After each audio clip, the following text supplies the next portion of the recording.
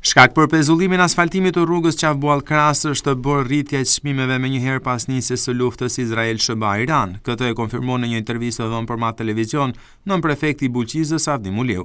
Sipas tij, kjo ka qenë arsyeja e vetme sepse nuk është përfunduar kjo vepër, e cila ka nisur më shumë se 2 vite më parë. Sipas nën prefektit Muliu, pritet që autoriteti rrugor shqiptar të mbulojë koston e rritjes së çmimeve, duke shtuar një fond kompanive zbatuese të projektit, në mënyrë që ato të kenë mundësi që të përfundojnë zbatimin e tij në terren.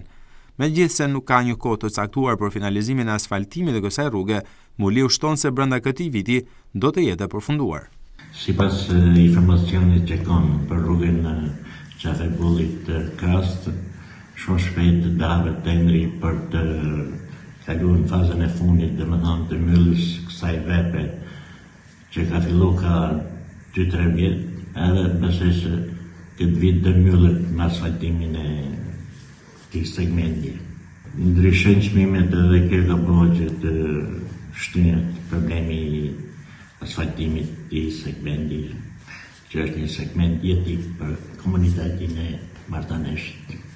Po simas informacioneve që kam, shumë shpejt ka që shori shkon informacion të se sa nashta e nëzvaritit, po këtë vit dhe përfundohet si vepër. Projekti për sistemimin në asfaltimin e rrugës Qafbuall-Krasë ka nisur zbatimin që në mars të vitit 2024 dhe duhej të përfundonte brenda 13 muajve, por përfundimi i tij është shtyr dhe ende nuk është përfunduar si vepër.